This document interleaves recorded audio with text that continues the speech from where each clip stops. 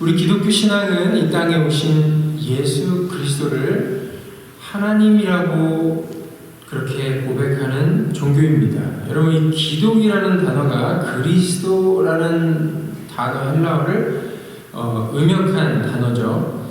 여러분, 이런 기독교 신앙의 고백은 정말 엄청난 것입니다. 왜냐하면 이 구약에 나오는 그 창조의 여호와 하나님, 그 구원의 여호와 하나님이 예수와 동일인이라고 하는 고백인 것입니다. 다시 말하면 그 구약에 나오는 그 엄청난 그 여호와 하나님이 인간의 모습을 입고 이 땅에 내려오셨다라고 하는 그러한 고백을 우리가 드리고 있는 것입니다. 예수께서 이 창조주라고 하는 내용은 여기저기 신약 성경에 등장합니다.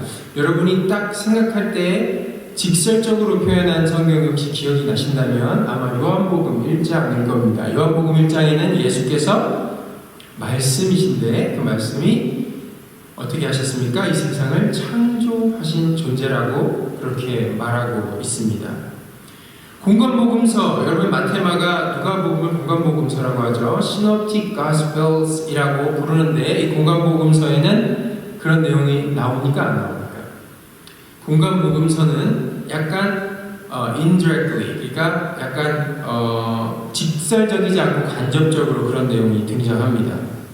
예를 들면 예수께서 막 풍랑이 막 일어나니까 어떻게 하시죠? 풍랑을 꾸짖으십니다. 그러자 제자들이 이렇게 고백합니다. 그가 누구이기에 바람과 바다도 순종하는가? 누구라는 것이죠? 창조주 여호와 하나님이 인간이 되셨다라는 것입니다. 여러분, 우리는 이 창조주이신 예수 그리스도에 대해서 오늘 이야기를 나누어 보고자 합니다. 그래서 우리는 이 용어에 대해서 잠깐 여러분 잘 알고 계시겠지만 이야기를 해볼 필요가 있습니다. 제가 사도행전 2장 26절을 한번 읽어보겠습니다. 그런즉 이스라엘 온 집은 확실히 알지니 너희가 십자가에 못 박은 예수를 하나님이 주와 그리스도가 되게 하셨느니라, 이렇게 말하고 있습니다. 이것은 베드로가 설교하는 내용이죠. 예수를, 십자가에 못 박은 예수를 뭐와 되게 하셨다고 말하죠? 주와 그리스도가 되게 하셨다, 이렇게 말합니다. 이 용어들을 한번 보죠. 먼저 예수는 무엇입니까? 예수는 사람의 이름입니다.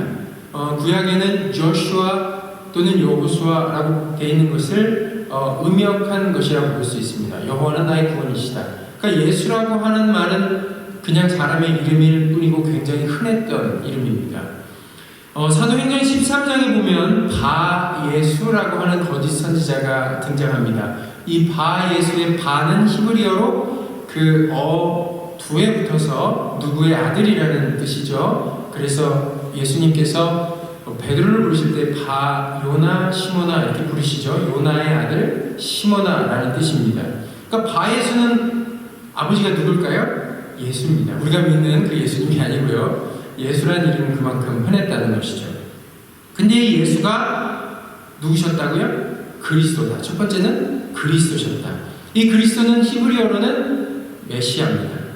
헬라어로의 음역이 아니고 번역이 그리스도죠. 그 예수 메시아, 또 예수 그리스도 같은 말입니다. 유대인들은 메시아라는 존재가 나타나서 자신들의 나라를 회복시켜 줄 것이라고 믿고 있었습니다.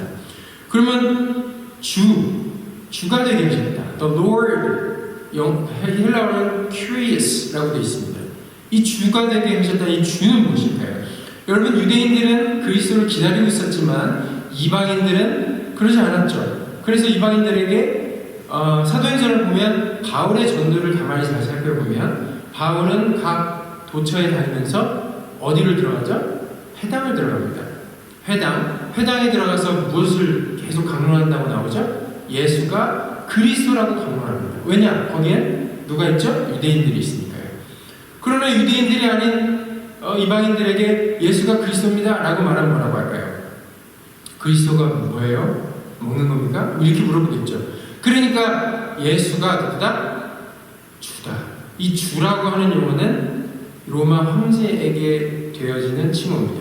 그러니까 예수가 왕이다. 예수 그리스도, Jesus Christ is the Lord. 예수 그리스도가 왕이다. Jesus is the Christ, the Messiah 라고 하는 것은 유대인들에게 선포되어진 것이고요. 그리고 이방인들에게는 Jesus Christ is the Lord.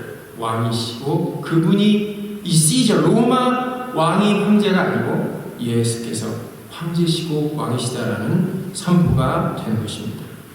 다시 그리스도로 돌아오죠. 그리스도는 무엇입니까? 그리스도는 히브리어로 메시아, 메사야라고 부릅니다. 이 뜻은 기름 부음을 받은 자라는 뜻입니다. 여러분 시편 많이 읽으시죠? 시편 정말 많이 읽어보셨을 겁니다. 시편 2편 1절과 2절을 제가 읽어보겠습니다. 어찌하여 이방 나라들이 분노하며 민족들이 헛된 일을 꾸미는가? 세상의 군왕들이 나서며 관원들이 서로 꾀하여 여호와와 그의 기름 부음 받은 자를 대적하며, 누구를 대적한다고 나오죠? 그의 기름 부음 받은 자를 대적한다라고 나옵니다. 이 기름 부음 받은 자가 히브리어로 메사야라고 되어 있습니다. 그래서 이것을 번역하면 그리스도가 되는 겁니다. 이 구약에는 이 기름 부음 받은 직분이 세 직분이 있었죠. 잘 아시다시피 왕, 제사장, 선지자입니다. 이걸 하나하나 다 풀어드리고 싶지만 시간이 부족하니까 넘어가겠습니다. 아무튼 유대인들은 이 메시아가 오면 자신들의 나라를 다시 다윗 왕 시대처럼 솔로몬 왕 시대처럼 회복시켜 줄 거라고 믿고 있었습니다. 그래서 결국엔 세계 최고왕의 국가가 될 것이라고 지금도 믿고 있습니다. 예수를 그리스도라고 생각하지 않는 것이고요. 지금 이스라엘 사람들도요.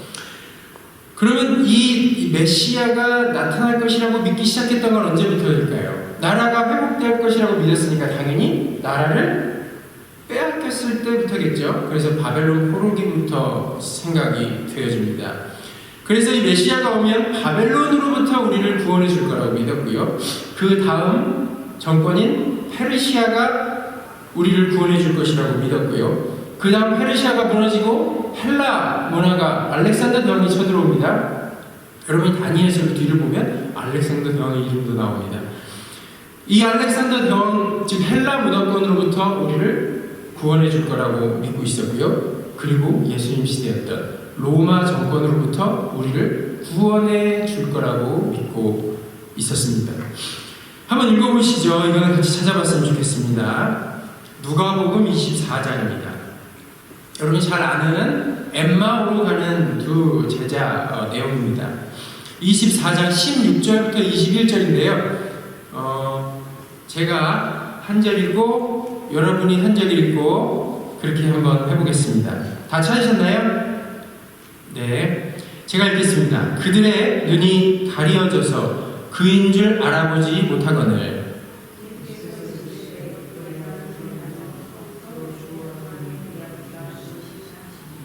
두 사람이 슬픈 빛을 띠고 머물러 서더라. 다 같이 그냥 계속 읽을게요. 그 한 사람인 글로바라 하는 자가 대답하여 이르되 당신이 예루살렘에 체류하면서도 요즘 거기서 된 일을 혼자만 알지 못하느냐?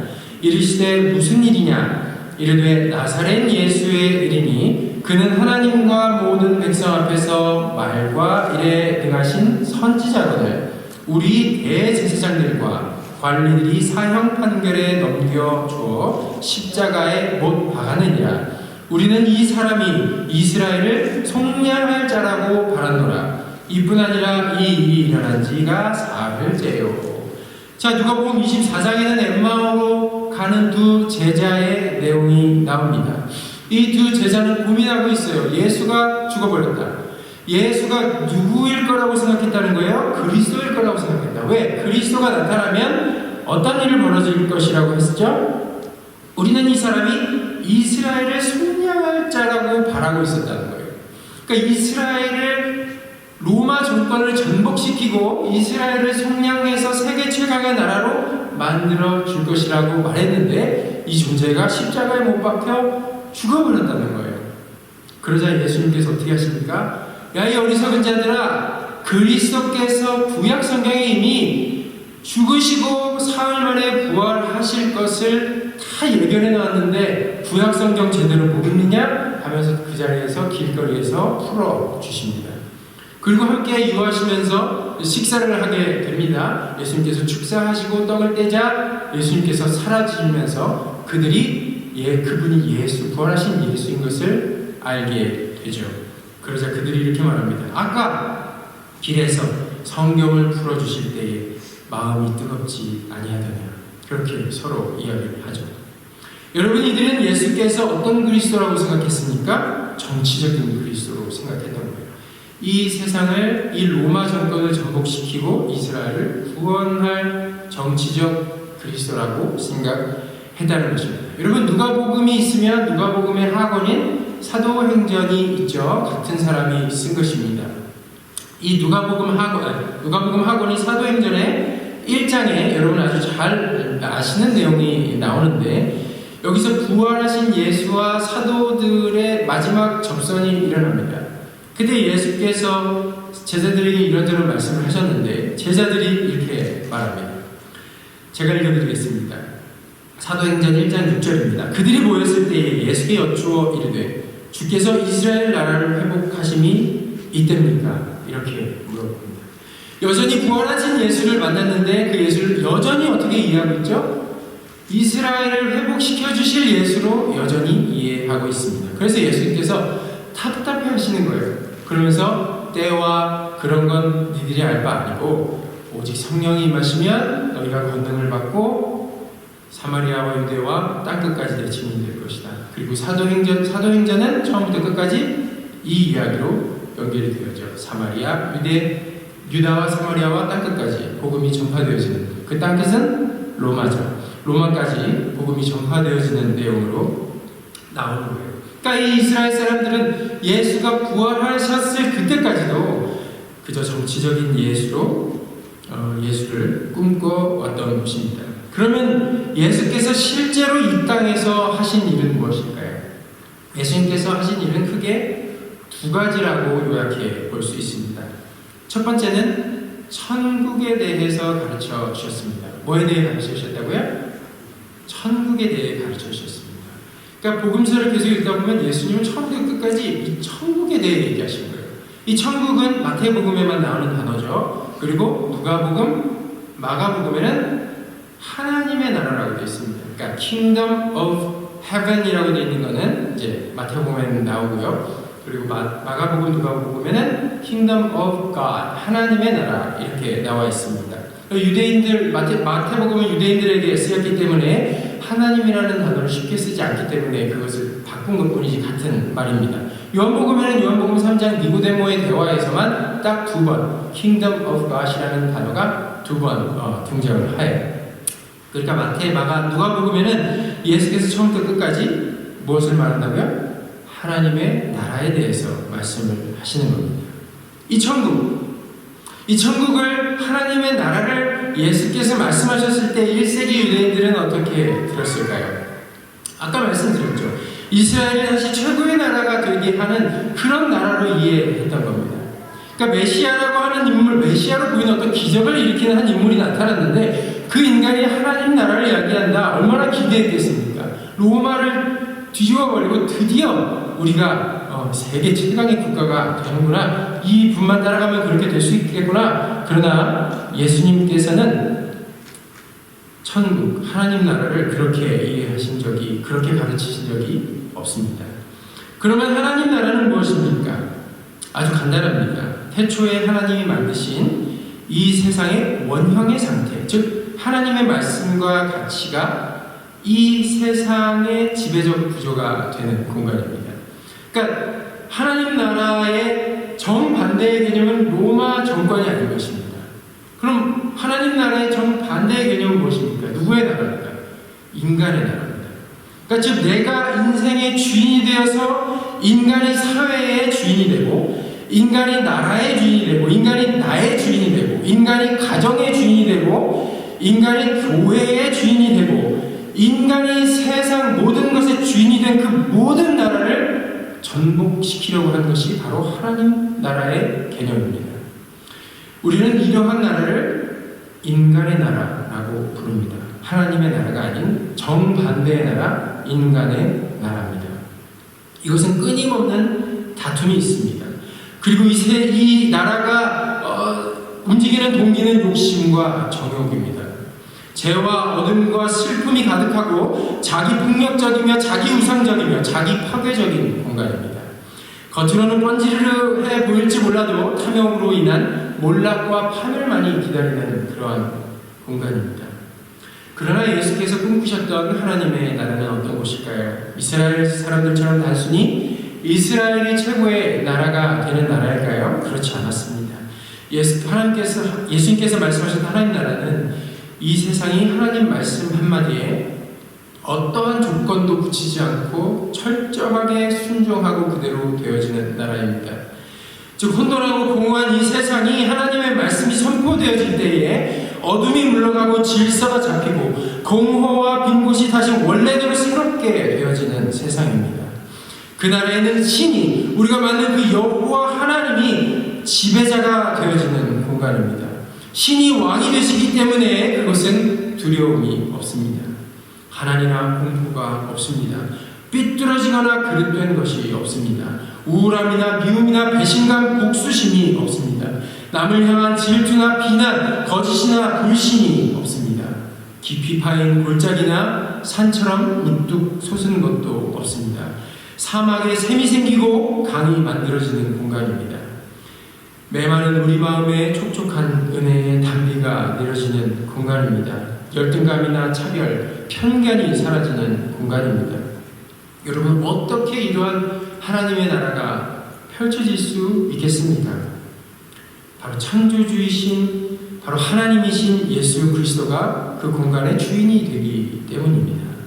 인간이 왕이 아닌 세상, 그래서 인간이 왕이 되는 순간, 내가 왕이 되는 순간 나의 인생의 당장은 괜찮아 보여도 공허와 무질서함만 가득할 뿐입니다.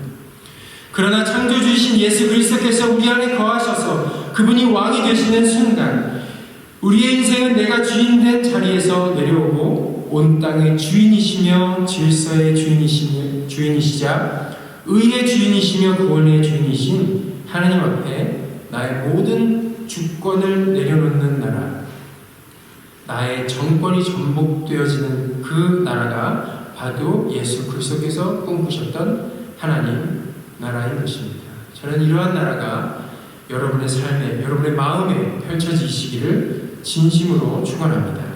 첫 번째는 예수께서 하나님 나라를 가르치셨다. 예수님께서 하신 첫 번째 일입니다.